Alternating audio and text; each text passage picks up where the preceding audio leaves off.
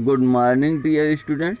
Class 12th की रसायन में आज हम लोग उत्प्रेरण के सिद्धांत थ्योरीज ऑफ कैटालिसिस के विषय में पढ़ेंगे। उत्प्रेरण एक कोई रासायनिक अभिक्रिया हो रही है तो उसमें कुछ पदार्थ जो रासायनिक अभिक्रिया की गति को बढ़ा देते हैं, ऐसे पदार्थ उत्प्रेरक कहे जाते हैं। और ऐसी रासायनिक अभिक्रिया जिसमें उत्प्रेरक रासायनिक अभिक्रिया की गति को बढ़ाते हैं उत्प्रेरण कहलाते हैं। तो उत्प्रेरण के कुछ सिद्धांत कि उत्प्रेरण किस प्रकार कार्य कर रहा है, उत्प्रेरक किस प्रकार कार्य कर रहा है, इसको समझने के कई एक सिद्धांत समय समय पर अलग अलग वैज्ञानिकों ने अपने अपने मत दिए। तो उनके जो सिद्धांत थे उन सिद्धांतों के विषय में आज पे पढ़ते हैं। उत्प्रेरण की घटना की व्याख्या करने के लिए समय समय पर अनेक सिद्धांत प्रतिपादित किए गए। चूँकि उत्प्रेरण अभिक्रियाएँ भिन्न भिन्न प्रकृति की होती हैं, उत्प्रेरण की अभिक्रियाएँ जो होती हैं अलग अलग प्रकृति की होती हैं। इस कारण किसी एक सिद्धांत के आधार पर सभी उत्प्रेरण अभिक्रियाओं की व्याख्या कर पाना संभव नहीं है। इन सिद्धांतों में मुख्य सिद्धांत जो हैं, पहला माध्यमिक यौगिक सिद्धांत इंटरमीडिएट कंपाउंड थ्योरी, दूसरा अधिशोषण सिद्धांत एब्जॉर्प्शन थ्योरी, और तीसरा आधुनिक अधिशोषण सिद्धांत मॉडर्न एब्जॉर्प्शन थ्योरी। तो आज हम लोग पहले माध्यमिक यौगिक सिद्धांत इंटरमीडिएट कंपाउंड थ्योरी के विषय में पढ़ेंगे। इंटरमीडिएट कंपाउंड सिद्धांत, इस सिद्धांत का प्रतिपादन सन 1806 में क्लीमेंट एवं डेसाल्म नामक दो वैज्ञानिकों ने किया था। इस सिद्धांत के अनुसार इस सिद्धांत में कहा क्या गया है, अभिकारक अणुओं के साथ क्रिया करके उत्प्रेरक एक अस्थायी माध्यमिक यौगिक बनाता है। जब दो अभिकारक होते हैं जिनकी अभिक्रिया से उत्पाद बन रहा होता है, तो कोई एक अभिकारक पहले उत्प्रेरक के साथ क्रिया करके एक माध्यमिक यौगिक अस्थायी बनाता है, अनस्टेबल इंटरमीडिएट कंपाउंड जिसे कहते हैं, जो दूसरे अभिकारक के साथ क्रिया करके अथवा विघटित होकर उत्पाद बनाता है तथा वह उत्प्रेरक पुनः मुक्त हो जाता है। माना एक उत्प्रेरण अभिक्रिया निम्नवत अभिक्रिया है जिसमें उत्प्रेरक स्टार्टिंग में नहीं है। A + B दो अभिकारक हैं, मंद गति से अभिक्रिया करके AB उत्पाद बना ले रहा है। इसको हमने पहला अभिक्रिया कहा, रिएक्शन फर्स्ट कहा, ताकि हमको मालूम चल सके कि इसमें अभिक्रिया फर्स्ट में उत्प्रेरक नहीं था। माना अभिकारक A व B के संयोग से उत्पाद AB के बनने की दर बहुत कम है क्योंकि उत्प्रेरक है ही नहीं। इसका वेग बढ़ाने के लिए उत्प्रेरक यक्स डाला जाता है जो किसी एक अभिकारक जैसे A से क्रिया करके माध्यमिक यौगिक AX बना रहा है। यह अभिकारक फर्स्ट है, ये उत्प्रेरक यक्स से क्रिया किया और ये AX बनाया, एक माध्यमिक यौगिक है जो कि अस्थायी है, अनस्टेबल है, जो कभी भी किसी भी समय विघटित होकर के उत्पाद बना सकता है।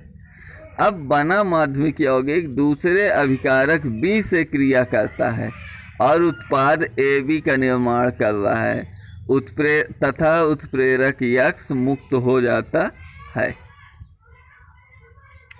तो अब यह माध्यमिक यौगिक AX जो है बड़े ब्रैकेट के अंदर, यह अभिकारक सेकेंड B से क्रिया करके उत्पाद AB और उत्प्रेरक को मुक्त कर दे रहा है। इसके उदाहरण देखते हैं, वो तो ढांचा संरचना थी, स्ट्रक्चर थी। अब देखते हैं SO2 का उत्प्रेरित ऑक्सीकरण, नाइट्रिक ऑक्साइड NO की उपस्थिति में SO2 का वायु की ऑक्सीजन के साथ क्रिया करके SO3 गैस बनाती है। 2SO2 + O2 मंद गति से 2SO3 होती है। स्टार्टिंग में जब उत्प्रेरक नहीं था तो 2SO2 + O2 2SO3 sulphur dioxide के दो अणु ऑक्सीजन से क्रिया करके सल्फर डाइऑक्साइड बना रहे हैं। किंतु क्या होता है, जब उत्प्रेरक NO आ गया तो अभिक्रिया की गति तीव्र हो गई और 2SO2 + O2 2SO3 बन गया। वर्जिलियस के अनुसार उत्प्रेरक की उपस्थिति में अभिक्रिया निम्नवत होती है। वर्जिलियस ने क्या कहा कि पहले 2NO जो है उत्प्रेरक अभिकारक ऑक्सीजन से क्रिया करके 2NO2 माध्यमिक यौगिक बनाता है। अब यह अभिकारक सेकंड जो है SO2 यह NO2 माध्यमिक यौगिक से क्रिया करके SO3 बना लेता है और उत्प्रेरक तब मुक्त होता है। ये हुआ माध्यमिक यौगिक, ये हुई क्रिया विधि इसकी।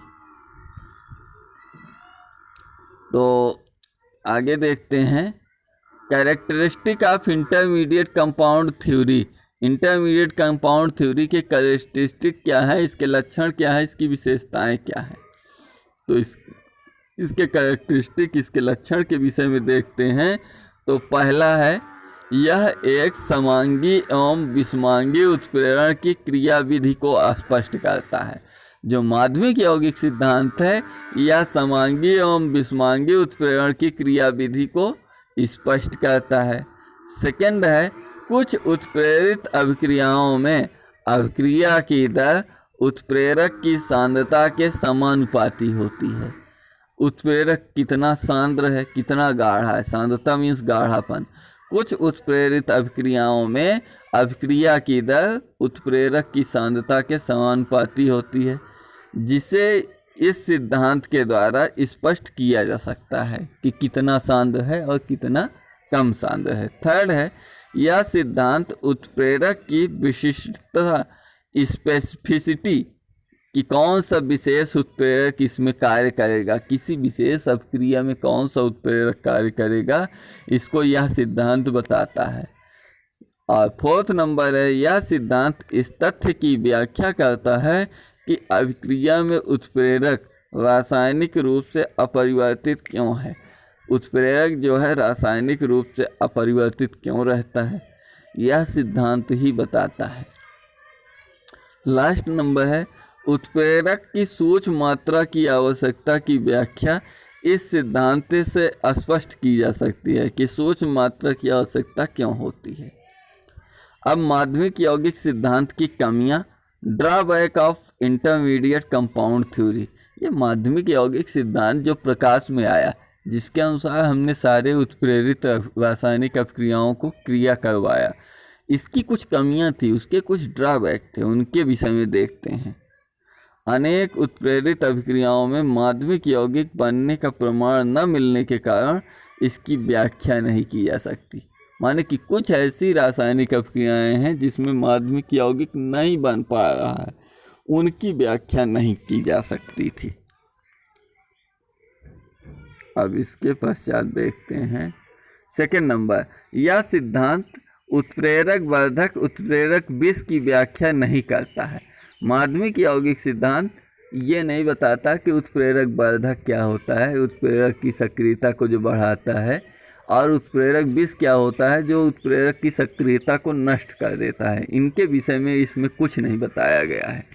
लास्ट नंबर, यह सिद्धांत इस तथ्य की व्याख्या नहीं करता कि कोलाइडी अथवा चूर्ण अवस्था में उत्प्रेरक की सक्रियता अधिक क्यों होती है, यानी कि उसका पृष्ठ क्षेत्रफल बढ़ जाने के कारण उसकी सक्रियता क्यों अधिक हो जाती है, इसके विषय में कुछ भी प्रमाण नहीं देता है।